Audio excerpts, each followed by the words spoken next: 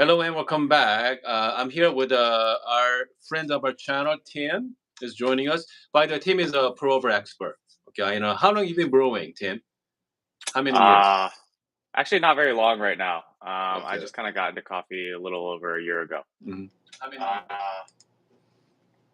But again, the Tim is that's all he does. He actually every single day that's all he does. He pour over, and you are last year of your school as well in college, yep. and you're studying. I believe you're engineering students, right? Yes, sir. Mechanical and engineering. he's very scientific mind as well. Okay, so he apply all his science to making pour-over. So Tim and I, we've been talking for quite some time now. Okay, quite some time, and we talk about ultimate pour-over recipes for. People like us. Okay, people like me. I want something simple. Okay, I know uh, most of you watching my video. Uh, Most likely you watch James Hoffmann's Ultimate. Here, let me show you what I'm talking about here. So he made a video some time back. It's called Ultimate V60 Recipe. Okay. Even if you have your own preferred technique and way of brewing, I think there's going to be something. And he did the technique that is okay. Hold on. Here's the technique. He does like 5 different pour. Okay. That's quite a bit. But most of us watching his video, for myself included, I got confused. Okay, I got so confused by following his step. And Tim, have you seen his video before? Yeah. Yes, I have. Okay, what do you think? What do you think about his recipe? Yeah, I don't particularly have any issue with his recipe, but Okay. coming from thinking back when I was first getting into pour over, hmm his recipe was also one of the first ones I tried. And knowing what I know now, I know that higher pour recipes tend to be a little bit trickier for beginners. They're a Okay. little bit more susceptible, or it's a little more sensitive to how you pour, a little bit more sensitive to, say, how many fines your grinder puts That's right. out and how you're moving the fines around within the actual bed of the brew. And so I wouldn't necessarily call it a simple recipe. I think it's a very high level recipe. And if you know what you're doing, you can get really, really great results out of it. Um, but for beginners, I think it's easier to start with lesser pours and work your way up in terms Correct. of pour count. Okay, so again, the James Hopkins video was a 5 different poll. Okay, and then so this recipe we are about to show you, and the team's going to demonstrate you one poll, correct? Well, one bloom and one pour. Yes. One brewing and one pour, and then I'm going to be doing the similar. I'm going to do the similar brewing step as well. I'm going to do the one blooming and one pour too. So I'm going to show you side by side. And then today I'm trying to do similar setup for Tim. We are going to use the V60. Tim, I'm going to use the V60, right? Yes, I am. Okay. We're going to do the V60, and then same coffee as well. Yep. Okay. I got coffee from Brent from Good Brothers Coffee. This is a Peru Geisha. So we have the Yep. same coffee, same brewer, and also we're going to be using the same hand grinder as well. Well, So slightly different, but I'm yeah, using my hand grinder. You're using one of yours. yeah, the C40, same. Yep. Okay, same from. All But right. again, comes to water. Which water are you using? Hot pack of thermal wave water or something else? I'm using holy water, which is Okay. a little bit different, but it's very similar in terms of composition to holy or Okay. to third wave. So people are hearing right now. What is holy water, by the way? Holy water is it's a water recipe developed by this guy on Instagram, and Okay. now it's commonly known as like a filter brewing water, Okay. kind of giving you a lot of clarity and acidity. And I've found this water works really great for a lot of the coffees. I think it works really great for H&S coffees. This is actually what H&S uses at their roastery to kind of evaluate their Yeah. coffee. And so, given that's what they kind of use to make their notes, I find it gives a really great result for their coffee. But I think it's just been really great for a filter. Okay, so for people talking about making your own water, we are simply talking about having a mineral ready. But for we got the salt and calcium. Okay, I know it can be overwhelming, but there's a lot of resources on that as well. Actually, I have my video. I made a couple of videos on my channel too, how to make your coffee water. So I mean, don't be afraid. Okay, it's not that hard. Okay, it's not that hard. It's pretty No. easy to make your own coffee water. But again, in the beginning, you know what? Just follow this simple step. Okay, and we are about to show you guys. This I personally I prefer this method over James Topham or some other recipes out there. You know, take the guesswork out. Yeah, And I mean, 5 pour is a lot. Okay, I mean there are different steps. So hopefully this video simplify your pour over process. How many agreed. grams are you gonna use? I'm gonna do my normal 15 gram. Okay, 15 gram dose. Okay, so let's go 15 gram. What did you set your water temperature at? I'm doing 92. 92. Okay, I'm gonna set to 92. So we're gonna do a 15 gram dose. This is a pretty light roast for Okay. this coffee. I think it's a really great representation of what kind of the geisha varietal can Mhm. taste like, and I think it's a really great example of a Peru geisha as well. Okay. I think And 92 is great. what about how many clicks? Let me check where I'm at right now. Yeah. I'm at 24 clicks right now. Okay. For one pour, I think we can maybe go a little bit finer, but curious Okay. to see what you think. So how many clicks are you gonna do? 24. Let's try 24 today. Yeah, should be really nice. Yeah. You prefer it, but does not mean no. There's absolutely no way that this is a better process in any sense of the term. There is no. I don't think any recipe is necessarily better or worse than any other.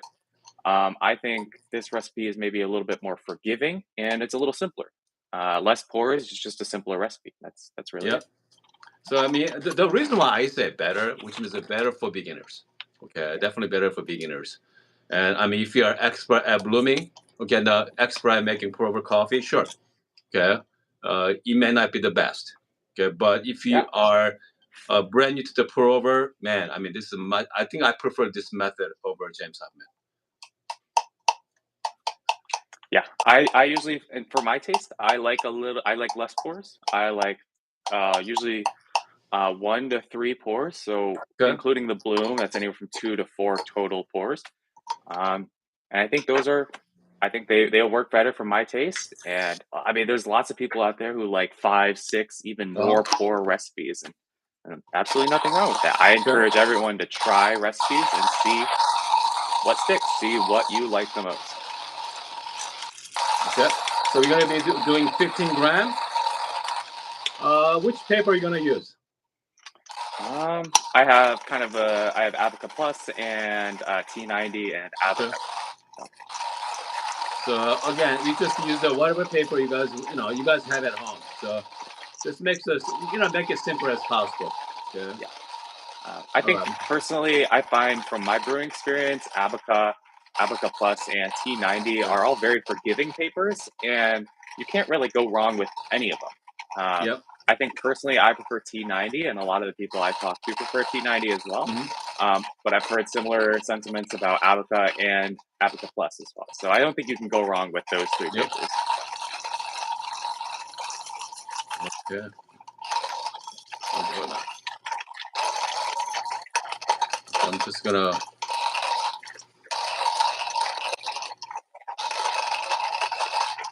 Holy water equals filtered water. Why use anything else? Yeah, I mean, if your filtered water is great, if you like the cups of coffee you get from it, yeah, why use anything else? I will say filtered water will only be the same as holy water in a very rare cases where your tap water kind of starts at a higher hardness Okay. and you filter it down. But um, I personally enjoy holy water and the water kind of recipes that I make more than the tap or the filtered water I can get around here. Okay. So that's why I do it. Okay. Comes to. Do you like to wash your paper first, or you don't care about it? Yeah, no, I usually wash my paper. I think I usually just do it under the tap with like a hot water. Uh huh. Yeah. I certainly wouldn't belittle another. Oh, I'm not belittling James Hoffman's method at all. Absolutely not. Do not. Yeah. Don't kind of misconstrue what I'm saying here. I really do think because when I was first getting into pour over, I struggled with James Hoffman's method a lot. I found it gave me, I would either stall out the brew or I would get a lot of fines kind of stuck to paper and it would really slow down my brew. And a lot of times I just get a really heavy over extracted cup. Mm-hmm. And I think it's better to kind of talk more about the recipes and give people more options for something to try rather than just saying, yeah, this recipe is the greatest or this recipe is the worst. I mean, it's a much bigger kind of looser spectrum than I Yep. think people like to think. Okay, it comes to ratio, Tim. Well, you like 1 to 16, 1 to 15, or what do you prefer?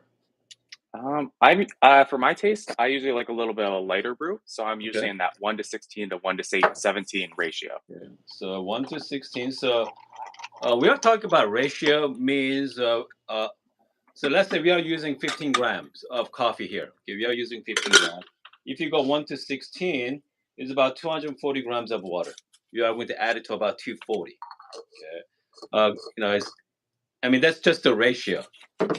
Coffee to water ratio. Okay. Yep.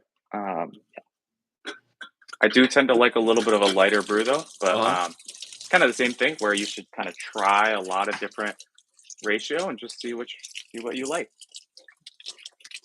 Okay, and then how long you like to wait for the blooming?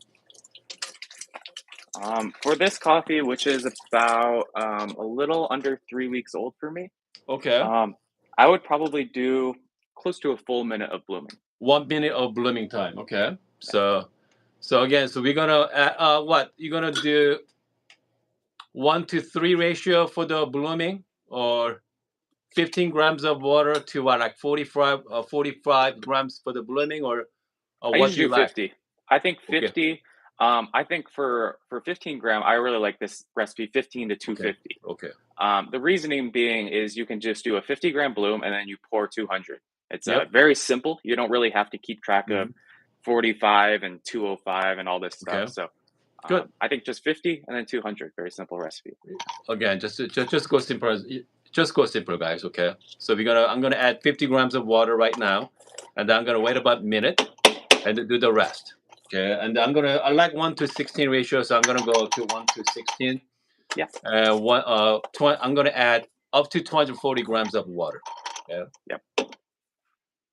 Just gonna zoom in for you guys. Yeah. All right, let's do it. I'm gonna start with the 50 grams of water. Yep.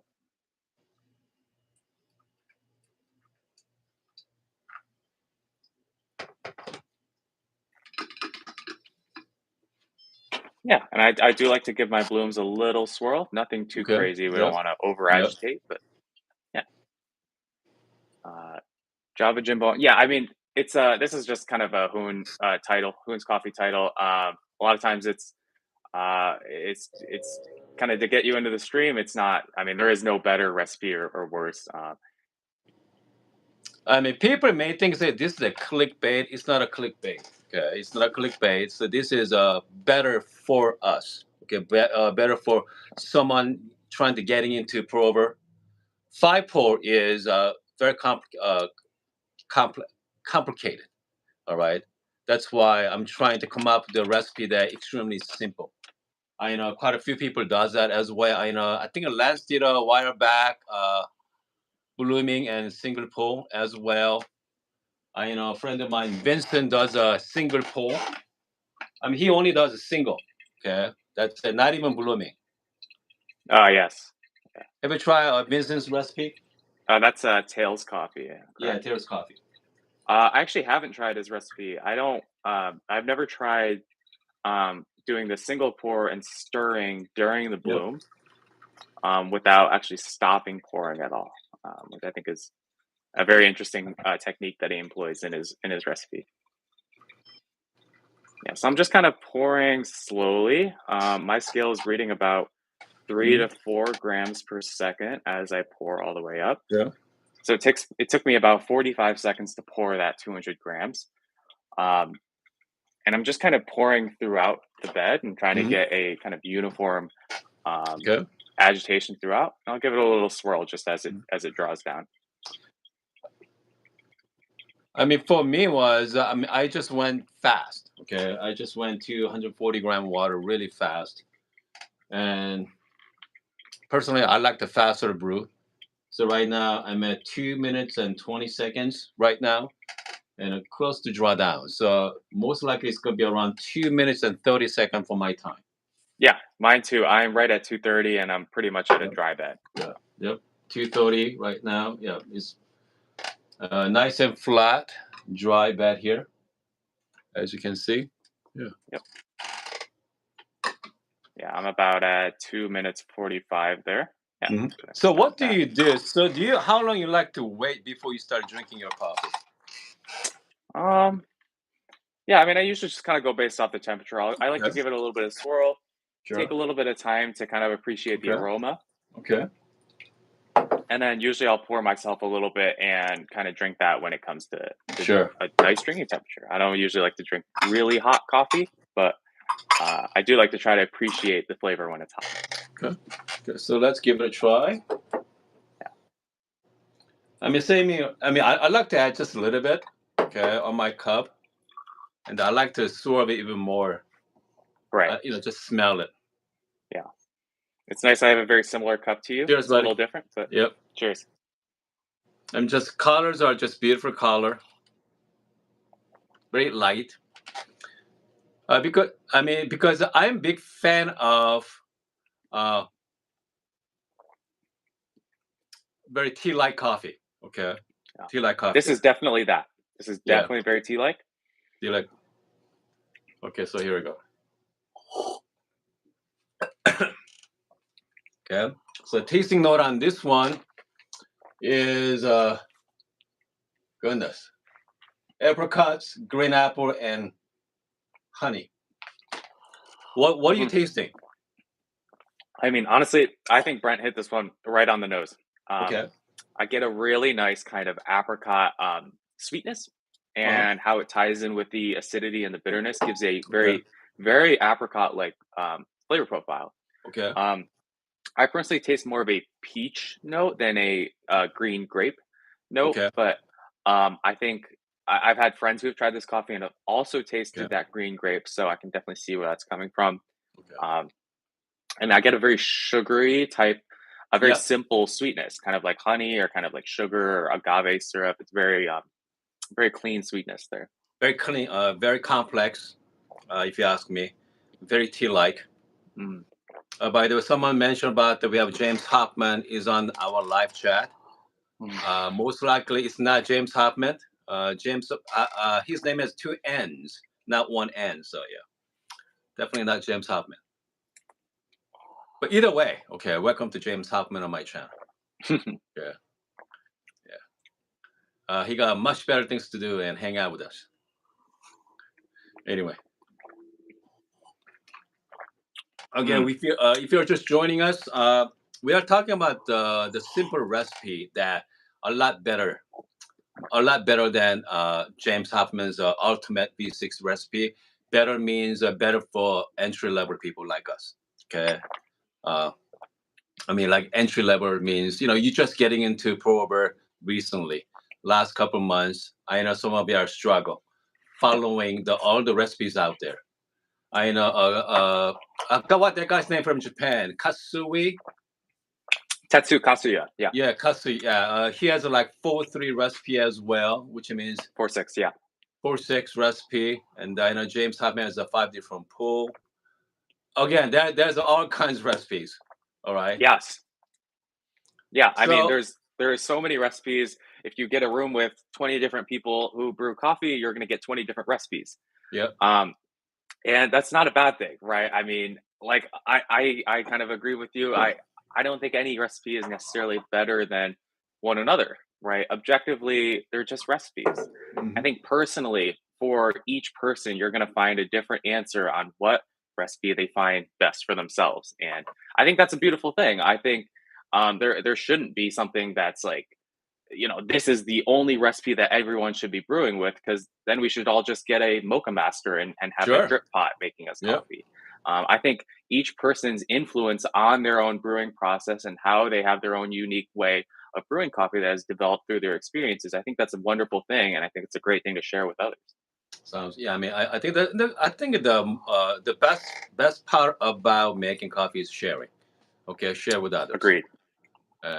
Just like drinking like fine wine, right? If you have a rare fine wine, is more enjoyable to share with someone else than drinking by yourself. So I think it's Mhm. similar to coffee as well. Coffee as well. So Yeah. I mean, so Tim, why you grab it to pour over than espresso? Yeah. I mean, I think I just kind of fell in love with it Okay. as a drink, right? As an actual beverage.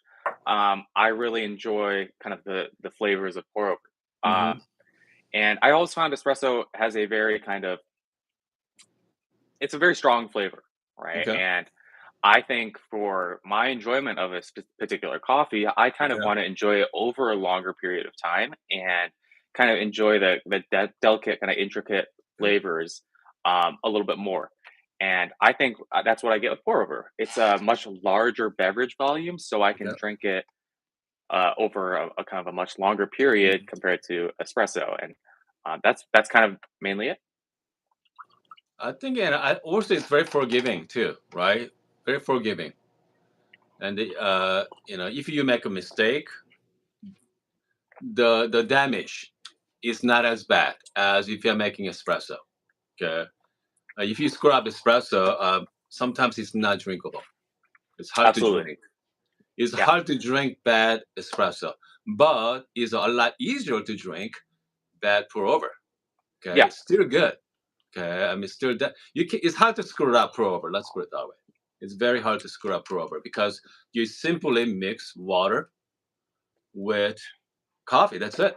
Okay, mhm, obviously grind size matters, but I mean you have a lot more control with espresso. I'm sorry, pour over than espresso because espresso is a lot more precise. yeah, You have to have a. I mean, it is more involved. Let's put it that way. yes, I mean, I think yeah. definitely more It's involved. definitely it's more sensitive to every Hmm. single variable that you have There, to yeah, input over. But I definitely think for pour over, it's like you said, it's much easier to get into. It's much easier to kind of jump right into pour over and really like immediately start brewing mm, really tasty coffee. mm, I think if you ask kind of people who are new to pour over, comparing something like a blade grinder and a yep, coffee machine to just kind of like a $40 hand grinder and a yes, V60, is a very large difference there. hmm, And so, like you said, it's really get easy to get into it. But I think at the same time, pour over is itself a very complex subject. And once you really start getting into how different variables affect your end brew, it starts becoming very complex. But hmm, I think the beauty of it is you don't have to get into that complexity. yep, With espresso, if you really want to push the bar on espresso, you really do have to really learn what's going on. yep. But again, if you're drinking milk drinks or if you just want to have a Breville Barista Express and be done with it, you're going to have a great time as well. Sounds good. Hey, Tim, thank you so much for joining us this morning. It was a lot of fun. And I Yeah. hope to join us soon, okay? We're going to do something else next time. But again, we have a team. How people find you on Instagram? Yeah. My Instagram is Okay. tim.sh13. It's kind of Okay. it's the same thing as my YouTube here. I do cuppings out in Boston, Okay. and I love sharing kind of my hobby with people around Okay. here. If you're in the Boston area, make sure reach out to Tim. Tim's doing the cupping session. Is it every weekend? Every Sunday. Yep. Every Sunday. And just go hang out with the team and bring your own coffee. And then you get to experience the team's technique and also try different types of coffee as well. Okay, Tim. All right. See you next time. Sure. See ya. So there's the team from Boston. Again, if you're in Boston area, just make sure look them up. I believe I have a Teams link on my description section. So again, just join his Teams cupping session on Sundays. Anyway, I'm gonna see you guys next time.